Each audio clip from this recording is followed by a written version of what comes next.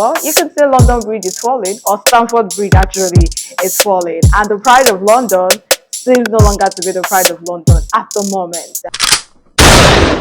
Shot fired successfully.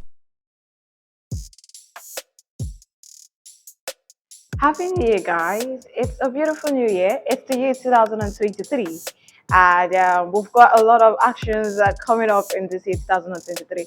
The World Cup is over, and now our attentions have been switched over to league matches, and where some clubs are struggling, and a lot of people are calling for the sack of so many managers. But today, we'll be doing what we call Chelsea in full course. Well, you can actually say that Chelsea is a club greatly loved by millions of people, but the fortunes of the club have not actually been going the way so many fans would want the fortunes of the club to go. The Premier League, 17 games gone so far for Chelsea, and Chelsea have actually won just 7. They've drawn 6 and they've lost 4. Well, you can say London Bridge is falling, or Stamford Bridge actually is falling. And the pride of London seems no longer to be the pride of London at the moment. And we'll be looking at, the players, what Graham Potter is expected to do. We'll be taking a look at, the weaknesses and strengths of Chelsea and how they can improve in their upcoming performances. And maybe they might just salvage something for themselves this season. Firstly, let's talk about the fact that Graham Potter became Chelsea manager on the 8th day of September 2022. After the whole issue with Chelsea owner Roman Abramovich selling the club and the whole, issue, well, we all know the issue right there. But Thomas Tuchel was actually sacked by the new owner, Todd Boehly, and Graham Potter was appointed on a 5-year deal. A lot of persons, including me, I had issues with the appointment of Graham Potter. One, Graham Potter was coming from a mid-club like Brighton and Hove Albion, who were struggling to be in the league. I kept asking myself, why would you take a Graham Potter from Brighton and Hove Albion to a club as big as Chelsea, where the pressure of being a Chelsea manager is so enormous? Secondly, Chelsea as a club were going through a transition of Roman Abramovich and Thomas Tuchel. If you wanted to make a switch, I was suggesting, Todd Boehly would have come with a big manager, bang, bang, bang. We all know that Chelsea is a club that can't afford to go a season without a trophy, and things are not going well for Chelsea.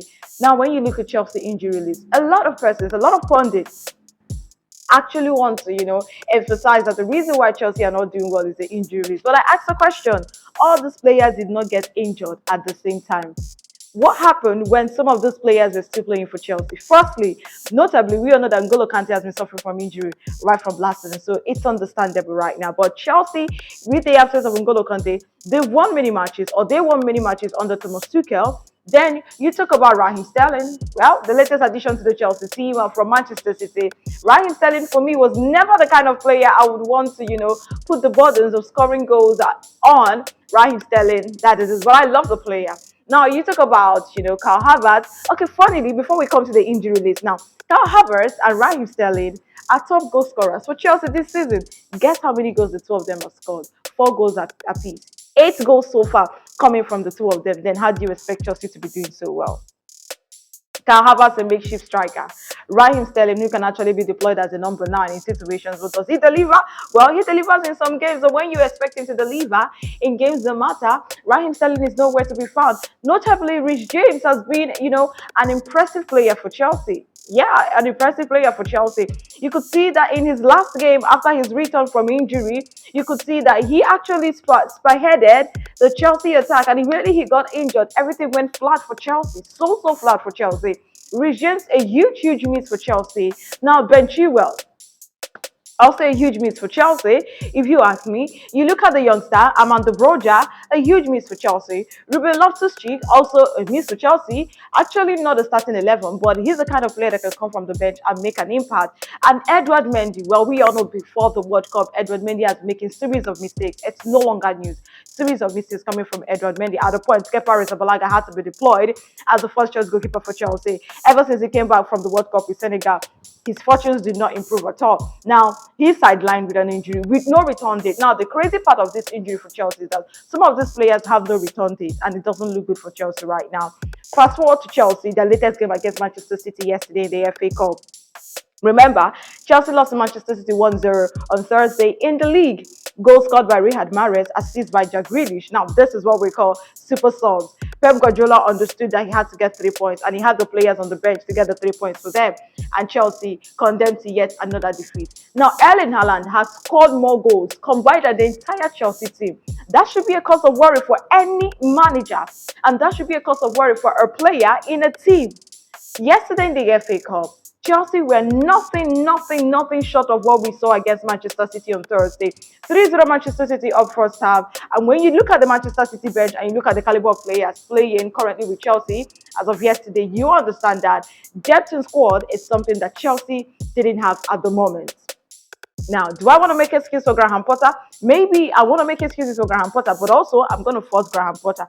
Firstly, Graham Potter came to a club like Chelsea. Maybe he was not really schooled. I remember the comment he made when Chelsea played their first Champions League game under him. He said, I have never been to a Champions League game. Rather, I have watched it. Now, that should tell you the mentality of the manager and what you should be expecting from a manager like Graham Potter. Secondly, like I said when I started the video, Graham Potter was coming from a mid-table team, Brighton and Hove Albion, and coming to Chelsea, the pressure was on him. Maybe he was not told that the pressure was on him, and Chelsea fans are probably impatient and they need a manager that will hit the ground up and running. And coming to replace a Thomas Tuchel, who so many Chelsea fans see as an idol. Remember, he won Chelsea a Champions League trophy in a season where Chelsea were struggling after Frank Lampard was sacked. You know why Chelsea fans still love Thomas Tuchel at this point. Now, coming to a club like Chelsea, a lot of responsibility was on his shoulders, but he couldn't live up to the billing. Now, when you look at Chelsea, you ask yourself a question. What formation actually is Chelsea playing? Yesterday night, they played a 4-3-3 formation against Manchester City. Well, when you're playing the Manchester City side, will a 4-3-3 formation do you a lot of good? I don't think so, especially when you know that Manchester City have depth in squad, and in the midfield they have players that could actually cause you the damage. Bernardo Silva is enough to cause Chelsea a damage. Well, Chelsea had Jorginho and Kovacic starting that game for them, but it wasn't enough for Chelsea. I was expecting Chelsea to play a 3-5-2 formation, make the midfield unbearable for Manchester City. Make sure you don't put pressure on your back line. Make sure you don't put pressure on your goalkeeper. And make sure that your forward players, they are always converted. Any little chance they get, they actually make a direct run at Manchester City defense. And Manchester City started yesterday with Stefan. Stefan is not a regular goalkeeper for Manchester City. And when you look at the back four, you look at it, it's not more like a regular starters, or they're not regular starters for Manchester City. But Chelsea couldn't capitalize on that. Now, look at the strength of Chelsea. Chelsea have got players that can hurt you any day, anytime. Kai Havertz is an example. Raheem Sterling is an example. When you have a Jorginho and a Kovacic, you know that these two players can come up with, good performances day in, day out. Mason Mount was a revelation under Frank Lampard. Mason Mount, up there, down, up. It's more like, his curve is not really there. The consistency is not there for Mason Mount. Chelsea have players that can actually hurt you. Chelsea have the most expensive goalkeeper behind the sticks for them, in the person of Kepa Arrizabalaga. What more would Chelsea be asking for? They've got the strength, but the problem right now is the psychology, the mentality of the players are down. And I think this is where Graham Potter has to work, because he understands that being a manager entails so many things. You have to lift your players up when they are down. You have to make sure that, you talk to them, you give them reasons why they should believe in themselves. And when you look at the Chelsea game yesterday against Manchester City, you could see a bunch of players who did not have any desire. Well, maybe at the point they forgot that they were wearing the Chelsea jersey and they are representing arguably what they call the pride of London, maybe because they've won Champions League trophy compared to other London teams. Let's not go there right now. I'm not trying to shade any London team, but that is what it is. Chelsea have won 2 Champions League trophies more than any other London. In fact, no other London team have won a Champions League trophy apart from Chelsea. So that's why they call themselves the pride of London. And at this point, the pride of London, there's nothing prideful about them right now, because they are falling into pieces. They are falling into bits. And Chelsea players don't seem to recognize themselves anymore. There is no energy. There is no hunger. There is no fight in them. And Graham Potter has a lot of work to do. Yeah, the pressure is mounting on Graham Potter. But I've always believed that for Todd Bowley to go for Graham Potter, something was in the pipeline. And when you look at Chelsea signings recently, giving players 6-year deal, 7 years deal, 2028 contract to expire 2030. Chelsea are building for the future. But would you build for the future and forget the present? The present determines the future. And as it stands right now, the present is not looking good for Chelsea. Chelsea are 10th on the log. No Chelsea fan wants to understand the fact that Chelsea are 10th on the log. You want to check out? You could actually go to Facebook or any of the social media handles and do a poll, and you will see that Chelsea fans, a lot of them want Graham Potter to be sacked. Even yesterday, a section of their away fans, they were shouting, "Bring back Thomas Tuchel." They were rooting for Roman Abramovich. And Chelsea enjoyed what you could call their most successful years as a club under Roman Abramovich era. And Thomas Tuchel, a lot of persons there didn't get, served very well. He was just after that, and I'm like, for crying out loud, a new owner. He wants new philosophy. He has new, uh, whatever you want to call it right now. Okay, he's bringing something new to the table, and if Thomas Tuchel is not the right man for the job for him, so he has to go. And again, for Graham Potter, let me make this argument for Graham Potter. Graham Potter came to Chelsea. He has not really had the opportunity to buy his own players. That's an excuse I want to make for him right now. Buy his own players. If you ask me, he will definitely want to probably pick one or two players from Brighton and Hove Albion, especially McAllister, a Champions winning, a World Cup winning player with Argentina. He would want him to come into the team. So a lot of managers do that. When they move to another club, they tend to pick one or two players they know that could actually influence, the philosophy they have, so that other players will not find it difficult to grow with it. Now look at Manchester United, for example. Eric Ten Hag came to Manchester City. Lisandro Martinez followed him to Manchester United. Sorry. Also, Anthony followed him to Manchester United. And when you look at Lisandro Martinez, he understands what the manager expects from him, and he's hitting the ground up and running. So I think Graham Potter, maybe let's wait till the summer transfer window, allow him make his signings. That is, if Chelsea survives to the summer transfer window, because as it seems right now, it is not looking good for Chelsea. Chelsea are out of the FA Cup. Chelsea are out of the Carabao Cup, and the only viable trophy for Chelsea is the UEFA Champions League. And Chelsea are not yet out of the Champions League because the Champions League knockout stages have not commenced. You never can tell what will happen when the Champions League group stages commences. And again, Chelsea are 10th on the log. They are 10 points adrift fourth place team, and about 19 points adrift number one team on the table, on the EPL table, Arsenal. Can you actually say that Chelsea can fight for the title with 17 games into the season? I don't think so. Graham Potter has to come up with an answer. Not just answer, he has to come up with answers.